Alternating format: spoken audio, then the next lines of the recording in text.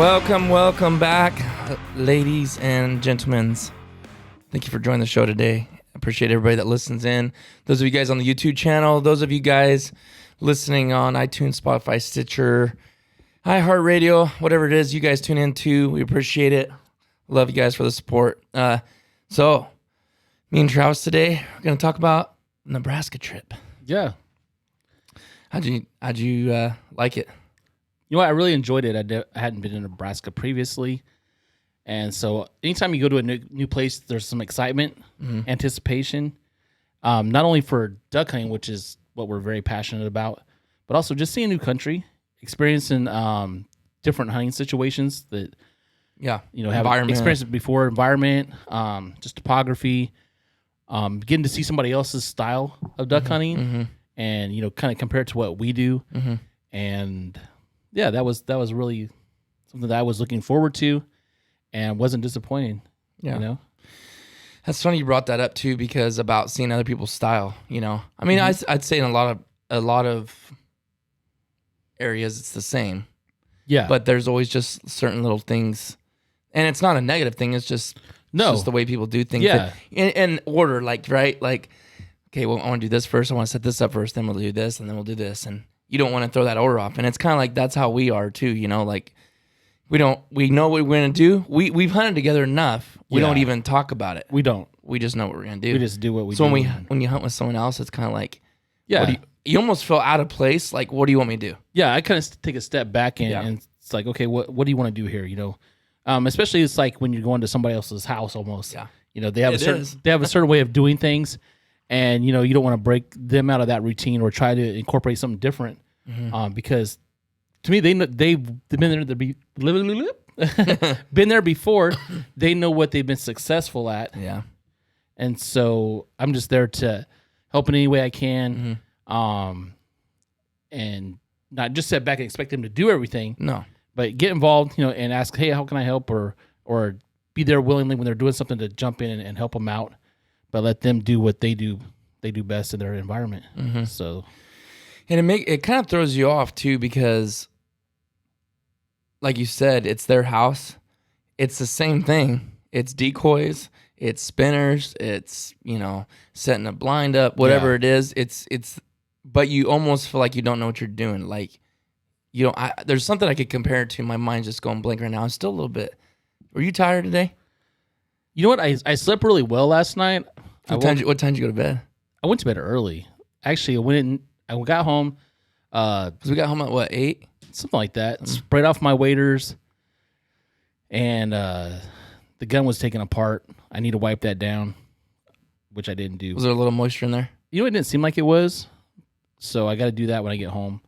And took a shower, and I laid down on the bed, not expecting to fall asleep.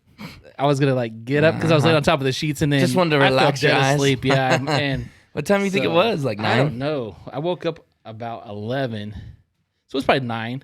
Yeah. I woke up about 11, climbed under the covers, made sure my alarm was set to go to work this morning, and then I was pretty much out of it. Yeah, I was tired today. I knew that I had to get up. By the way, guys, that hunt for the first hunt, if you do watch the YouTube channel, the hunt is live. By the time you guys hear this, it'll already be out for probably 3 days or whatever. This is posting on Thursday. By the way, we try to get these podcasts out every Monday and Thursday. We're going to try our dead level best through the whole season to have these out every Monday and Thursday. We're going to have updates. We drop them at 3 a.m. Pacific Standard Time because back east, I've noticed a lot of activity through the analytics was going on at 3 in the morning. I was kind of surprised, and I thought, oh, you know what? It's probably people on the East Coast going to work or something like 6 o'clock. So anyways, they're uploaded pretty early for you guys making your commute to work. And we're going to try to keep up with it. I appreciate Travis and Thomas coming over here. Sometimes all three of us aren't over here.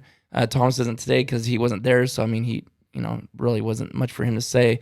But sometimes it'll just be me. But we'll do our best. We're going to do hunt updates weekly. We tried that last year. I did one episode and kind of rounded out. Last year was kind of a frustrating year for me. I just didn't think I had my ducks in a row. My job situation was making it really tough. But now the way this job is, I can do editing and stuff at work. So I'm honestly, like today, I got up at 5 o'clock. I think we went to bed probably 11. Got up. I was tired though, but I got up at 5. Started editing. Went till I got it done. Took me like 4.5 hours. And I did spend my time on it because I want to do better this year. Just little things I watch in my own self I get kind of annoyed at. Like, how did I not catch that and cut that out? Just no one else would probably notice it, but got that done and did some B-roll in there. Started off. I think I'm going to start most of my videos with B-roll this year just to keep attention. I personally like B-roll.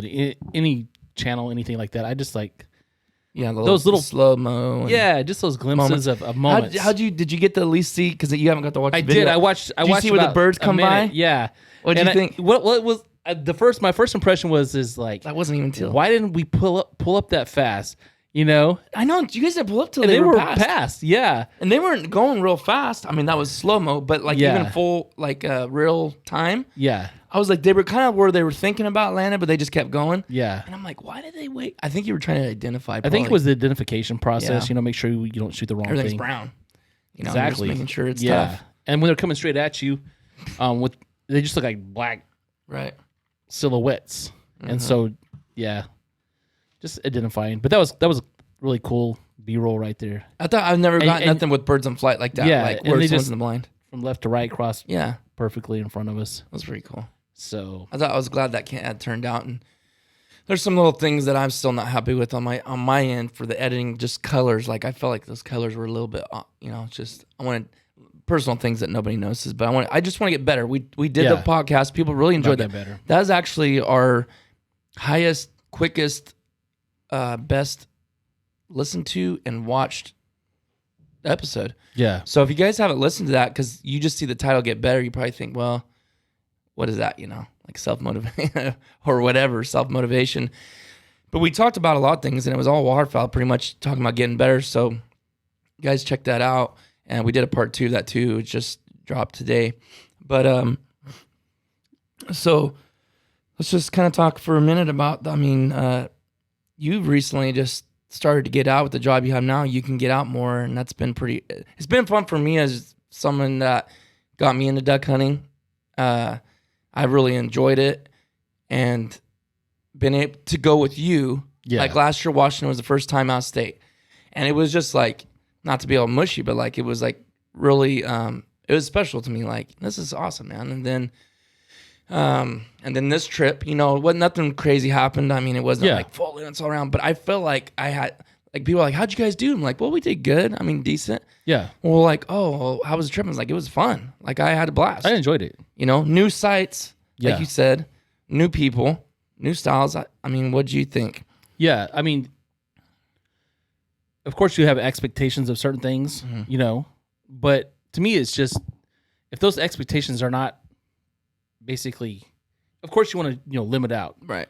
And it's not about just limiting it out, but we go there, we're taking the time, spending money, planning this, and, you want it to be optimal in every situation.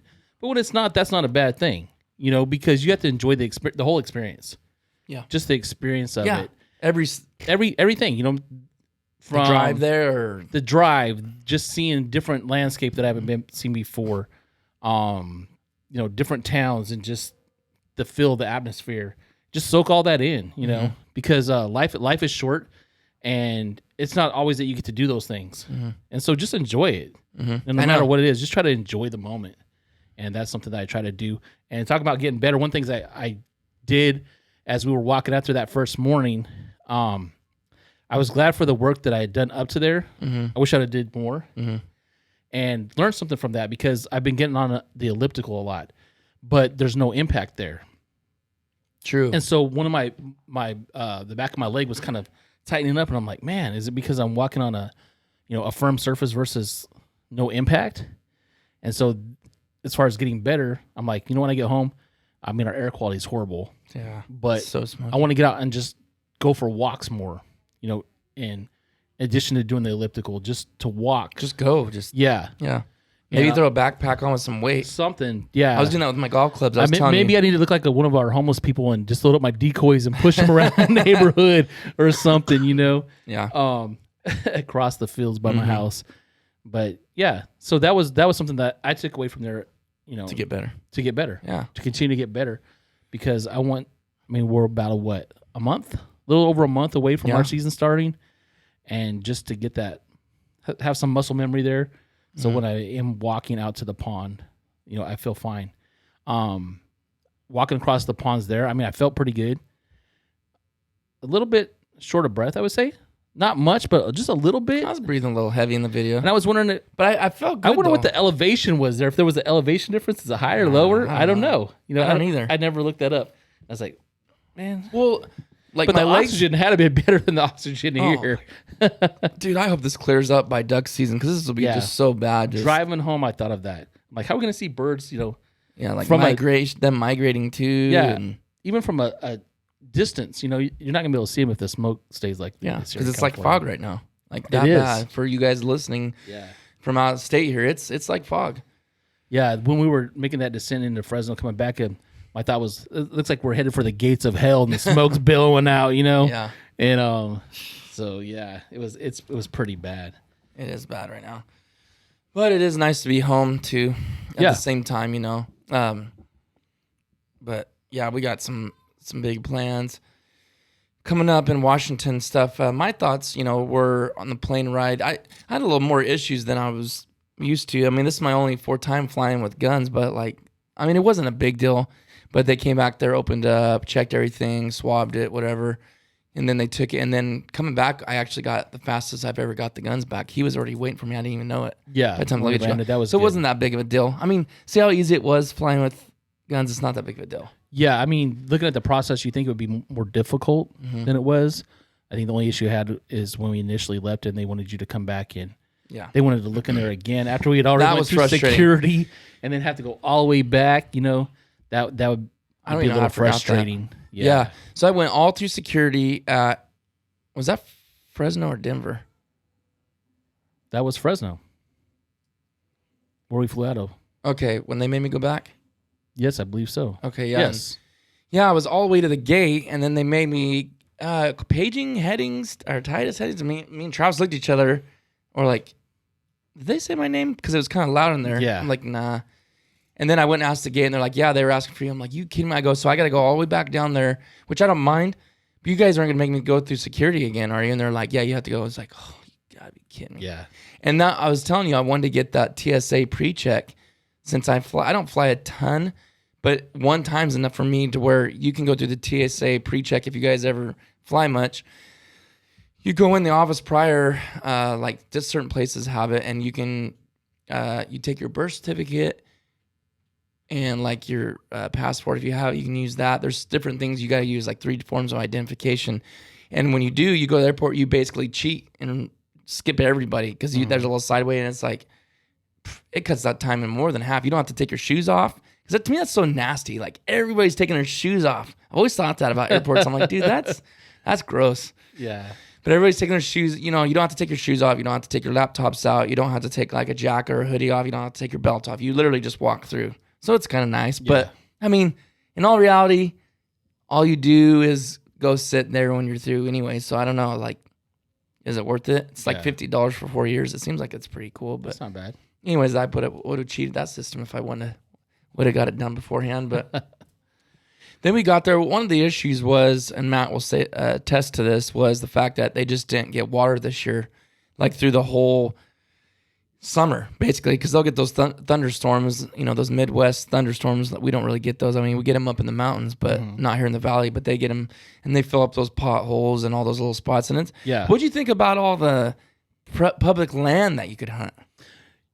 The area that we were in, there was, I don't even know if they have refuges in that particular area. I don't either. But I thought it was neat how there was potholes out in the middle of these cornfields and different areas where that basically they just hold water, and something that you don't really see here. And if you do see it here, typically you don't see birds on it. Right. I mean, there may be 1 or 2 mallards, but you're not going to see the teal on it, which is what we were targeting, the teal. So I thought that was really neat to see that in the middle of a cornfield.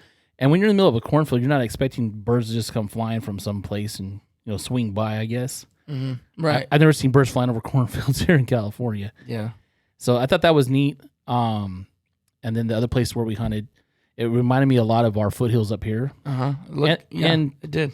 there's water in our foothills up here, but once again, you don't go there expecting to see birds, right? And so that was neat to see that. But I really enjoyed that part of it. Yeah, we went to the Sandhills this time, Sandhills of Nebraska, and I've heard a lot of things. Elliot's talked about it a lot. Matt always talks about it, and to me, like it does, like you said, it reminds me of our local foothills right before you get up into the mountains, and I'm just like, okay, it's just different. I mean, there's cattle roaming out there, and like you said, there's just potholes of water. We've seen some honkers or heard some bunch of honkers. Yeah, and it's just I mean, you there's no way to know where all these are at unless you used Google Earth. I mean, because it's just... Yeah, you would need satellite imagery to find all this stuff. And like updated because, I mean, you know, I know the way, depending on what the waters does, but a lot of that they were telling us too, because they're... Heath, who's Matt's soon-to-be brother-in-law, he is an agronomist, which is, we call them PCAs here in California, pest control advisors, but they're still agronomists. When you go to school, that's what it's called, but... him and Matt has a degree for it too. Matt's doing a little something else in ag, so they know a lot. Did you notice how much they knew about farming and cost and bugs and this? They have a lot of knowledge of stuff, and they're well educated in that. And that, I think that has a good little benefit to certain things when it comes to hunting and stuff like that. They know a little bit more. You know, they could tell they pay attention to weather. I mean, we all do as waterfowlers, but they understand certain things. I could tell sometimes I'm like, I never thought of that.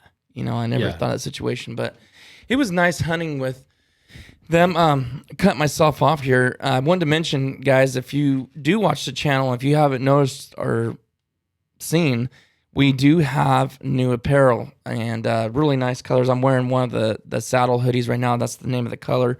It's got the Till Death Do Us Part on the back. I'm still getting emails, people asking if we have any more.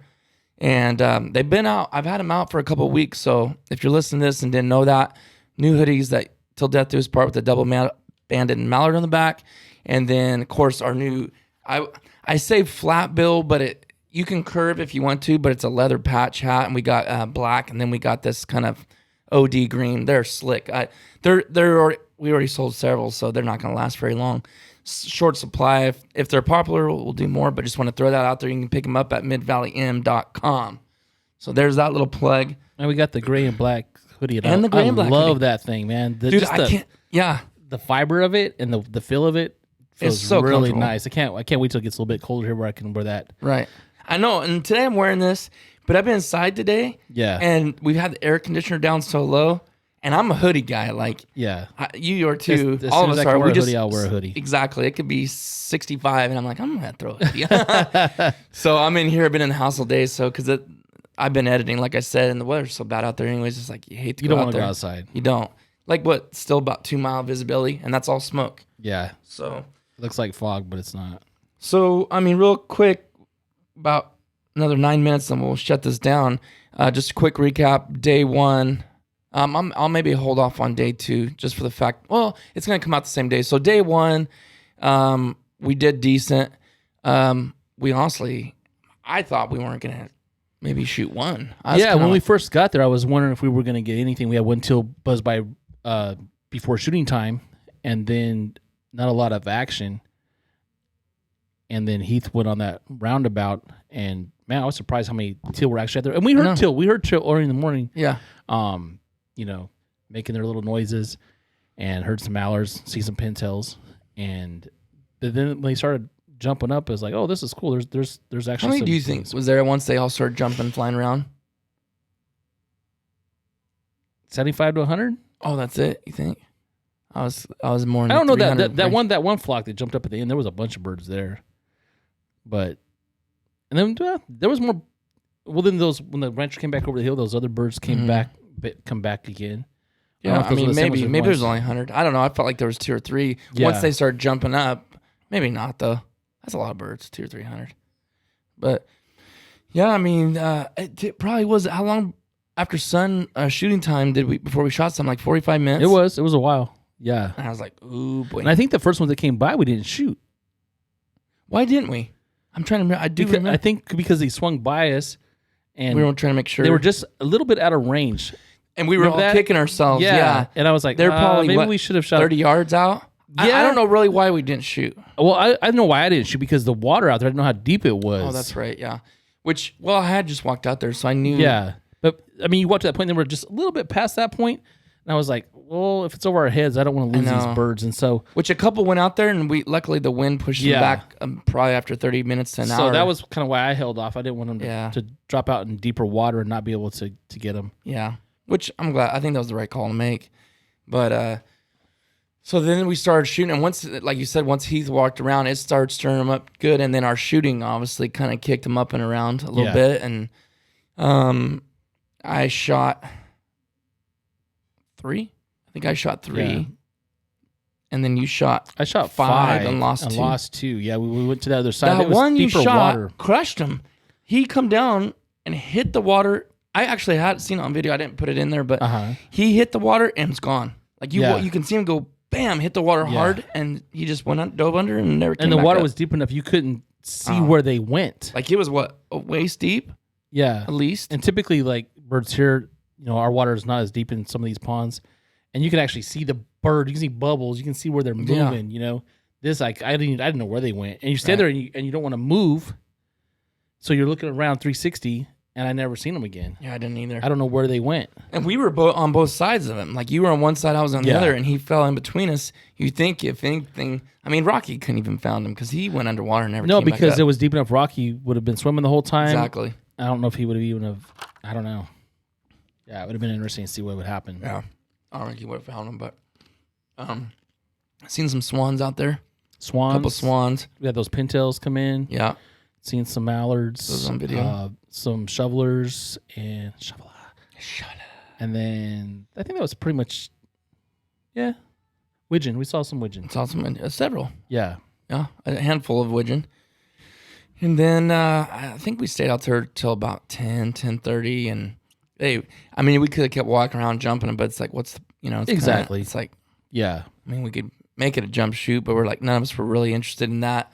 Me and you broke away, went to the other side because they were crossing. I think if we would have went back the next morning, which we were flying out, so I think it was the right call to hunt closer to our hotel like we did. So we all agreed on that because Sandhills was quite a ways north of where we were at. So we're just like, you know what, let's just do it, make it easier because we're flying out the same day and we just want to have plenty of time, which was the right call. That would have been too compact. Yeah, and it would have made everybody more tired because we'd have to get up even earlier. Yeah. So we went to the other side, and I knew like if we went back the next morning, I'm sure we could kill several again crossing that because they just like that little spot where they're working up and down. Then we went to Runza's.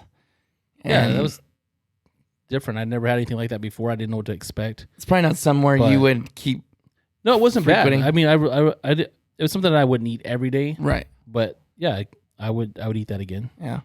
I was shocked for you. If you guys go to Runza's, I was shocked. I don't know why I didn't have I've had Runza's twice before this. So this is my third time having it. Had it twice last year.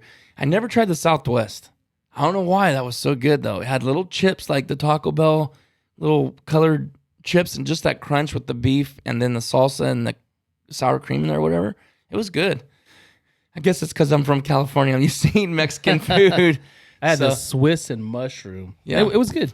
Yeah. It looked good. Yeah. And then what did we do after that? Then we went and took a nap. Basically took a nap and came back and then scouted a little bit. Yeah, scouted, looked around. Yeah, and then had some dinner. Ate the steak. The steak. Yeah, that was good. The teal steaks. They were good. It tastes just like steak. We ate those the second night. The first night we had ribeye. Well, that was the night we got there. That was Friday night. Yeah. That was the night we got there. When we got there, we went and had a big old 12-ounce ribeye, and Travis was a little... We were both pretty stuffed. That was a bad call. Don't eat that late. Yeah, don't eat steak right before you go to bed. Yeah, not at 8 o'clock. It's a bad decision. I knew it was too. I think I even said, I was like, I know I'm going to have a steak, but I should not do this. Yeah, but the teal was excellent when Matt made them. Yeah. Because you just soak them in water. It was good. And keep changing the water out for about 7 days. It gets all that blood out, which is the gamey taste. And yeah. I've done it. Sometimes it's hard to have patience to do that long. You're wanting to cook it, but it was really good. He did that with Montreal steak seasoning and what's that stuff called? My mind. Worcester. Worcestershire. I don't know. Worcestershire. Chestershire. I don't know what it's called. I could say it fine until I thought about it. Now I can't even say it right. Anyways, put that on there, grilled those, and then Heath got together the duck poppers. So nothing we haven't had before, but it was good. Really delicious. And then the morels with that. I didn't know it, but Travis had already had morels, so yeah, it wasn't nothing new for us. It was good though. They made us a good dinner. Thank you, Matt and Heath, for making the delicious, succulent dinner. And then we went out the next day, and I don't know if I want to put that on here. We're kind of running out of time. We're trying to keep this under 30 minutes, but we were hunting in the corn. I'll leave you guys at. You'll have to go on the channel and watch it. Mid Valley Mercenaries on YouTube, and you can go watch that hunt. Little combo of some other stuff in there with it. It was fun. Simple. So easy. For me to fathom just driving down the road, pulling to the side, and hunting right there is just like, don't happen here. Yeah. So it's kind of a fun. And predominantly shot blue wings and a couple green wings. So. Yeah. You can definitely tell they're looking at green wings more like, oh, there's green wing. Because it's predominantly blue wings. Blue wings there. Yeah. I mean, during that early season. But anyways, I'm trying to think of anything else we missed. I don't want to leave something out. So we did that hunt the second day. I mean, it was just a quick trip. And you shot your 20 gauge, right? I did. I forgot to say that. I wanted to talk about that. I kind of didn't really make it really clear in the video either. Like I said it a couple times, but I didn't even video it. But I shot good, fine with that. And I was using heavy shots, 3-inch 3-shot. And I mean, it's still, so that's plenty. But I was using 28 gauge, shot good. And I don't know, that 20 gauge, I love that 20 gauge, that Frankie Affinity Elite 3. Really like so you threw it up. Yeah. And I had the shot cam on it. It definitely even looks better in the shot cam because it's not jerking as bad. So it's a little bit cleaner shot cam shots. But it's a fun gun. I can't wait. I'm going to use a lot more. In fact, I was telling somebody, and we'll have to end it here, but run out of time.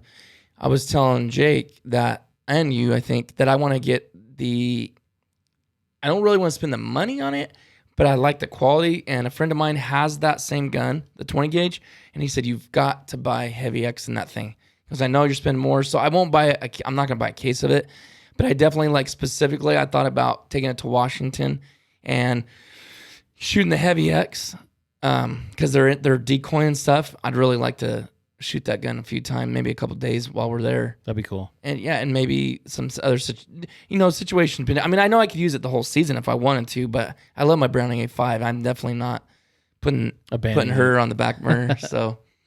And then you were shooting Talen's gun. Yeah. That's a whole nother issue. You're having problems with your gun. Yeah, I shot her Weatherby. It performed great. Didn't have any issues with it. I was shooting the Heavy Teal. 3-inch 6s. Yeah. And it did worked fine.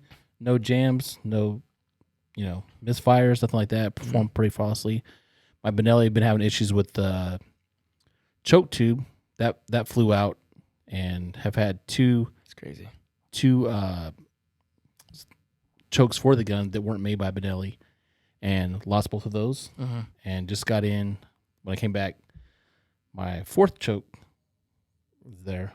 I bought the extended Benelli modified, and I'm afraid to shoot it without putting some Loctite on it. But I'm gonna try it. I mean, it seems firm in there.